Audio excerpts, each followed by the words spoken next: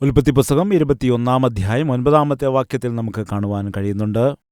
ഇസഹാക്കിനെ ഇസ്മായേൽ കാണുമ്പോൾ പരിഹസിക്കുമായിരുന്നു, അവനെ നിന്ദിക്കുക പതിവായിരുന്നു, വേദനിപ്പിക്കുമായിരുന്നു.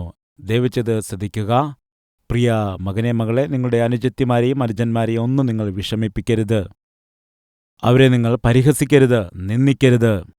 പല ഭവനങ്ങൾ കാണുന്നതാണ്. വീട്ടിലെ ജ്യേഷ്ഠ സഹോദരന്മാർ തങ്ങളുടെ അനുജന്മാരോട് നന്നായി പെരുമാറുകയില്ല.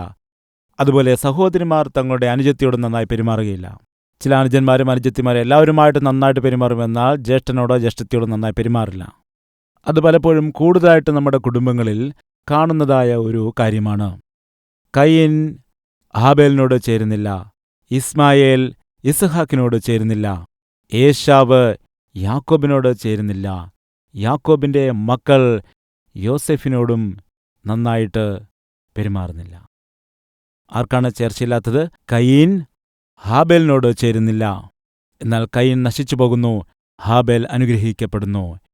അതുപോലെ ഇശ്മായേൽ ഇസഹാക്കിനെതിരെ നിൽക്കുന്നു. എന്നാൽ ഇസഹാക്ക് വാഗ്ദത്ത സന്തതിയായിട്ട് വിശ്വാസികളുടെ ആ പിതാവായ അബ്രഹാമിന്റെ പുത്രനായിട്ട് തന്നെ നിൽക്കുന്നു. പിന്നീട് നോക്കുമ്പോൾ ഏശാവ് ദുർനടപ്പുകാരനായിത്തീരുന്നു. എന്നാൽ യാക്കോബ് അനുഗ്രഹിക്കപ്പെട്ടവനായി ഇസ്രായേലായിട്ടാണ് മാറുന്നത്.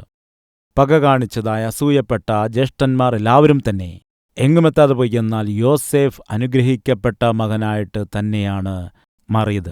വെറുപ്പ് കാണിച്ച ആളുകൾ, ദുഷിച്ചതായ ആളുകൾ, കോപത്തെ പ്രദർശിപ്പിച്ച ആളുകൾ വേദപുസ്തകത്തിലവർ എങ്ങുമെത്താതെ പോയതായി കാണുന്നു. എന്നാൽ വെറുക്കപ്പെട്ടപ്പോഴും നിന്ദിക്കപ്പെട്ടതായ സമയത്തും തങ്ങളുടെ ആത്മീയതയെ നഷ്ടപ്പെടാതെ കാത്തവർ, അവർ അനുഗ്രഹിക്കപ്പെടുകയും അവർ ജീവിതത്തിൽ ഉയർത്തപ്പെടുകയും ചെയ്തതായിട്ട് കാണുന്നു. അതുകൊണ്ട് ഞാൻ പറയട്ടെ, കയീനെപ്പോലെ നിങ്ങളുടെ സഹോദരനെയോ നിങ്ങളുടെ സഹോദരിയെയോ വെറുത്തുകൊണ്ട് നിങ്ങൾ ജീവിക്കരുത്.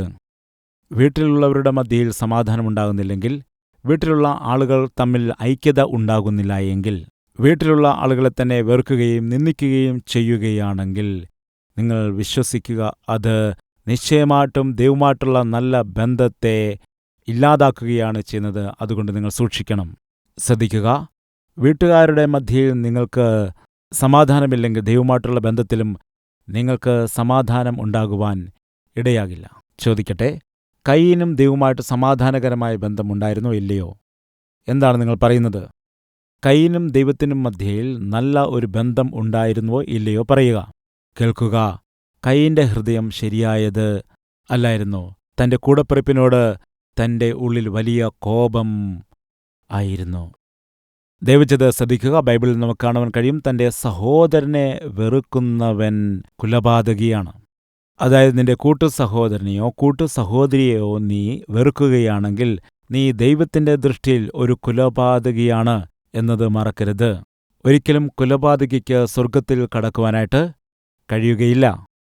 അതുകൊണ്ട് വീട്ടിലുള്ളവരെ തന്നെ നിങ്ങൾക്ക് സ്നേഹിക്കുവാനായിട്ട് കഴിയുന്നില്ല എങ്കിൽ, വീട്ടിലുള്ള ആളുകളുമായി നിനക്ക് ഒരു ഐക്യതയില്ല എങ്കിൽ, സമാധാനത്തോടെ ജീവിക്കുവാൻ കഴിയുന്നില്ല എങ്കിൽ, പിന്നെ ദൈവമായിട്ടുള്ള ബന്ധത്തിൽ നിനക്ക് എങ്ങനെ സമാധാനമുണ്ടാകും? കാണപ്പെടുന്ന സഹോദരനെ സ്നേഹിക്കാൻ കഴിയാത്ത നിനക്ക് കാണുവാൻ കഴിയാത്ത ദൈവത്തെ എങ്ങനെ സ്നേഹിക്കുവാനായിട്ട് കഴിയും? അതുകൊണ്ട് ദയവ് ചെയ്ത് ശ്രദ്ധിക്കുക.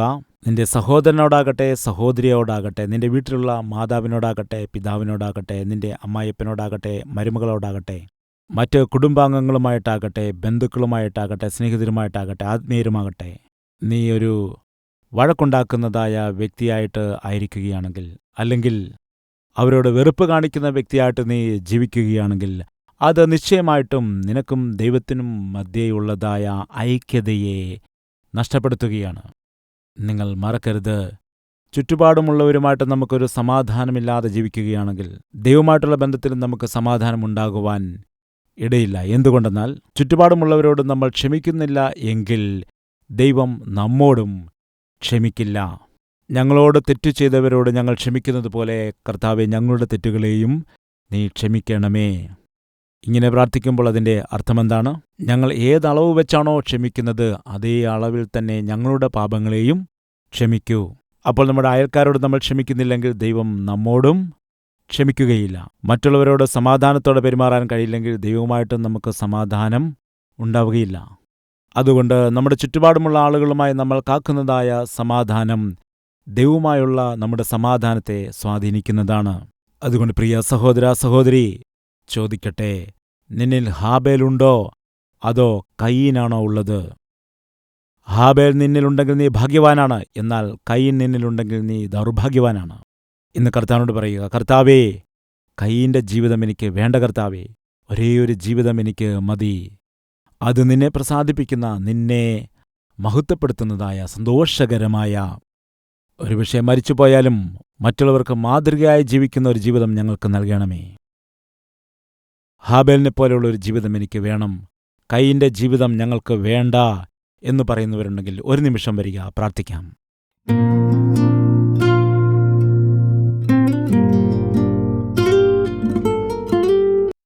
പരിശുദ്ധനായ ഞങ്ങളുടെ പിതാവേ, കയീൻ പ്രഥമ സന്തതിയായിട്ട് ജനിക്കപ്പെട്ടു, എന്നാൽ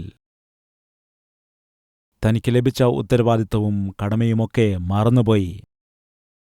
തന്റെ കൂടപ്പിറപ്പിനെ തന്നെ വെറുക്കുകയും അവനെ നിന്ദിക്കുകയും അവസാനം അവനെ കൊല്ലുകയും ചെയ്യുന്ന ദൗർഭാഗ്യകരമായ സ്ഥിതിയിലേക്ക് എത്തിച്ചേർന്നു. വീട്ടിലുള്ള ആളുകളെ സ്നേഹിക്കാൻ കഴിയുന്നില്ല എങ്കിൽ, കാണുവാൻ കഴിയുന്ന കൂടപ്പിറപ്പുകളെ സ്നേഹിക്കാൻ കഴിയില്ലെങ്കിൽ, കാണപ്പെടാത്ത ദൈവത്തെ എങ്ങനെ സ്നേഹിക്കാൻ കഴിയും?